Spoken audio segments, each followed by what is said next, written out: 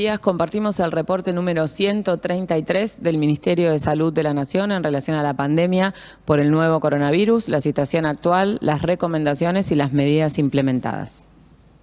438 son los casos confirmados en las últimas 24 horas por evaluación clínica, epidemiológica y laboratorial en nuestro país. Generan una cantidad total de casos confirmados de coronavirus de 8.809.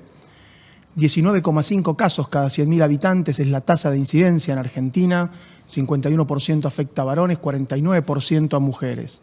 39 años es la edad mediana que tenemos en nuestro país de afectación. El 11,4% afecta a personas menores de 19 años, el 69,7% personas entre 20 y 60 años y un 18,9% a mayores de 60 años. 31% de los casos confirmados tienen cobertura estatal exclusiva desde el punto de vista de su salud y el 69% posee como cobertura adicional una obra social o empresa de medicina prepaga. 394 los casos fallecidos totales, se suman un caso respecto al informe previo de las 19 horas, total de 10 casos en las últimas 24 horas. La tasa de letalidad desciende a 4,46%, con una tasa de mortalidad general por coronavirus de 8,6 casos cada millón de habitantes. La edad mediana de afectación está en 75 años con respecto a las personas fallecidas, con un rango entre 27 años y 105 años. 10,7% de los casos han adquirido la enfermedad por un antecedente de viaje. El 44% con un contacto estrecho, con un caso confirmado de coronavirus y un 31,3% por transmisión comunitaria, la cual se mantiene en la Ciudad Autónoma de Buenos Aires, área metropolitana de la provincia de Buenos Aires, los departamentos de Resistencia, Barranqueras, Fontana, Puerto Vilelas en el Chaco, Ciudad Capital de Córdoba, Bariloche, Choel, Catriel y Chipoleti en Río Negro, y la capital de Tierra del Fuego, Ushuaia, también encontramos transmisión comunitaria.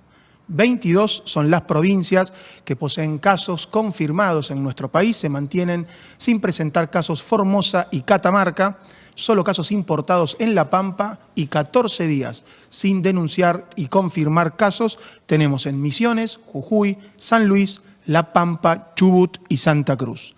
161 personas están internadas en unidades de cuidados intensivos. Se han dado de alta ya 2.933 casos, que representa un 33% de los casos confirmados, 2.835 de los cuales ya tienen el alta definitiva. Han sido descartados por análisis laboratoriales, por criterio epidemiológico en un 1,8%, 85.130 casos. La cantidad total de test que ha realizado la red de laboratorios, los 338 laboratorios de nuestro país, alcanza los 112.370 test, con 2.400 test por millón de habitantes en la Argentina. El porcentaje de positividad promedio de los test acumulados en nuestro país actualmente es de 9,43%. Esta realidad a nivel nacional se da en un contexto, según la Organización Mundial de la Salud, que nos informa que ya se han superado los 4.731.000 casos totales a nivel global. 316.000 son las personas que han fallecido. América representa el 44% de los casos confirmados en el mundo y el 39% de los casos fallecidos. El número total de casos en América es de 2.082.945 casos, con 65.134 en las últimas 24 horas, representando Estados Unidos el 71% de estos casos, Brasil el 11,5% y Argentina se mantiene en un 0,4% de la cantidad de casos totales en el continente americano. 161 son las personas que están internadas en terapia intensiva con la confirmación del diagnóstico. Casi 2.933 personas se han recuperado de la infección. Letalidad 4,46 en función de los fallecidos sobre el número de casos confirmados acumulados. En relación al diagnóstico de laboratorio, más de 330 laboratorios públicos y privados trabajando para descentralizarlo y más más de justo 2.400 test por millón de habitantes. El porcentaje de positividad promedio en Argentina está en un leve aumento, 9.43, habíamos llegado a un mínimo de alrededor de 8% y en el día de hoy 11.7. Este porcentaje de positividad hay que claramente desagregarlo por jurisdicción y por municipio para definir a nivel local la estrategia de testeo. Es muy importante también aclarar que el testeo no se mide en eficiencia o efectividad en función de la cantidad de habitantes, sino más fundamentalmente en relación al porcentaje de positividad que nos muestra si necesitamos ampliar el testeo, sobre todo en función de la situación epidemiológica y en función de la presencia o no de casos sospechosos. El foco desde el Ministerio de Salud de la Nación, en consenso con los expertos, es focalizarnos en identificar personas sintomáticas que son las que tienen la tasa de transmisión más importante para evaluar el diagnóstico, confirmarlo, descartarlo y en caso de confirmación realizar el aislamiento y el seguimiento de sus contactos estrechos. En ese sentido, en el día de ayer tuvimos 438 casos nuevos confirmados. Esto es muy importante también aclarar, que venimos compartiendo siempre que los números de un día no significan que podamos llegar a alguna conclusión. Hay que analizar día a día tendencias y hay que analizar sobre todo, fundamentalmente, qué acciones se generan en función de esos números a nivel local para poder ir monitoreando la situación. Este número se construye con la fecha de notificación y en ese contexto hay realmente muchísimas variables que impactan, por eso se necesita un tiempo más prolongado para poder definir alguna tendencia. En estos 438 casos, el 51% son de la Ciudad de Buenos Aires, el 35% son de Provincia de Buenos Aires, suman 86% de todos los casos confirmados en el día de ayer. El resto de las provincias que han confirmado casos son Chaco, Córdoba, Río Negro, Mendoza y Santiago del Estero, y esto muestra nuevamente la diferencia geográfica en relación a la situación epidemiológica y la importancia que cada persona, que cada ciudadano y cada ciudadana controle, chequee y verifique cuál es la situación en el lugar donde vive, como para saber las recomendaciones y las medidas vigentes y poder seguir esas recomendaciones para trabajar en función de la situación epidemiológica del lugar donde vivimos. Otro mensaje muy importante en relación a lo que reflexionamos todos los días es que de los casos confirmados, el 18% tiene más de 60 años, mientras que de los fallecimientos confirmados por coronavirus, más del 80% tienen 60 años, sobre todo más de 70. Por lo tanto, renovamos la recomendación, intensificamos la recomendación de extremar las precauciones, los cuidados en las personas que tienen alguna condición de riesgo, no solamente desde lo individual, sino también si convivimos con alguna persona que tiene alguna condición de riesgo, extremar las medidas de prevención cuando regresamos a casa y en lo cotidiano, en la convivencia, también tenerlo en cuenta en todo momento. Hoy tenemos también el lujo de tener presente una referente de la infectología pediátrica, de un hospital de referencia, para que pueda compartir con nosotros recomendaciones y reflexiones sobre la pandemia de coronavirus en pediatría. Muchas gracias. El nuevo coronavirus puede afectar a los niños, aunque se ha visto que en menor proporción que a los adultos, y con cuadros leves o incluso formas asintomáticas. En un pequeño porcentaje pueden presentar cuadros moderados o graves, en particular en los lactantes pequeños o en aquellos con enfermedades de base.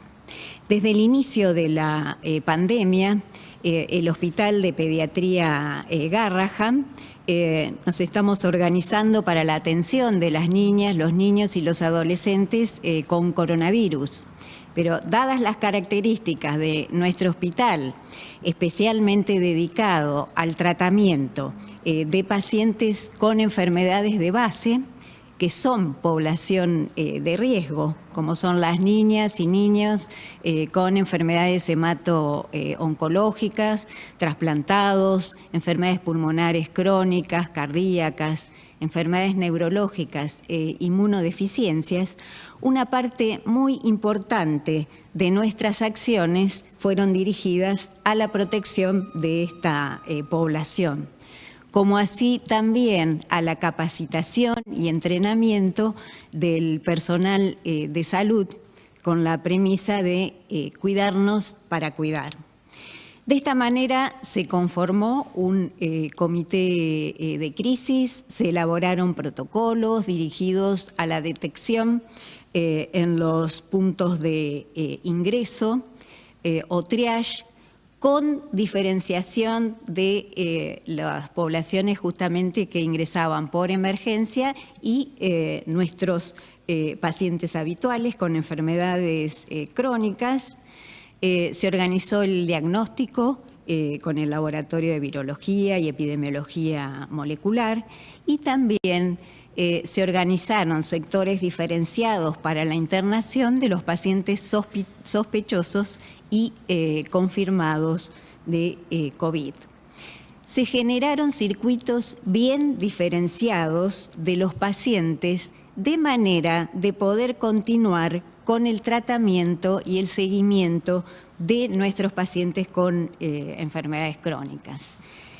A la fecha se han evaluado aproximadamente 500 pacientes sospechosos, se ha confirmado la infección en 17, 7 de ellos se encuentran internados en este momento y el resto ya se encuentra de alta o alguno derivado junto con su familia a otro hospital. En esta oportunidad queremos remarcar la importancia de mantener los controles, el tratamiento y las medidas de prevención, como son las vacunas, en las niñas y niños con enfermedades de base. A su vez, en la población de niños sanos, en especial los niños recién nacidos en sus primeros controles y en el primer año de vida, no desatender el control pediátrico y la vacunación. Sepan que si tienen un control de salud pautado, van a tener permiso para salir. En estos tiempos de pandemia, todas y todos tenemos que mantenernos sanos. Muchas gracias. Es muy importante recordar que no solo en pediatría, sino en cada una de las especialidades y de las líneas de atención, la autorización para asistir a los controles de salud y la autorización para consultar en una emergencia está vigente, y también que es seguro asistir a los centros de salud por esto que comparten todos los profesionales y las profesionales que vienen al reporte en relación a los circuitos que se organizaron en cada uno de los centros de salud para que se asista a las personas que pueden tener coronavirus en un circuito y a quienes consultan por todas las demás razones por otro. Contarles que veníamos viendo con preocupación y poder reforzar esto que dice la doctora Boloña en relación a las coberturas de vacunación, a la caída de coberturas de vacunación, fundamentalmente en esto que se monitorea semana a semana en pediatría, en gripe, en la vacuna antigripal, y en las embarazadas reforzar el concepto de acercarse a recibir la vacuna antigripal lo antes posible para estar protegidos antes que inicie la circulación viral. Seguimos en aislamiento social preventivo obligatorio en esta etapa hasta el 24 de mayo. Seguimos trabajando permanentemente para actualizar la situación epidemiológica en función de cada una de las áreas para que podamos tomar decisiones consensuadas y basadas en la situación epidemiológica local. Así que sigamos construyendo esta información, los centros de salud, los laboratorios, quienes tienen que notificar, y compartiendo las medidas de control y acción para que se pueda tomar la decisión de cómo seguir en los próximos días. Muchas gracias.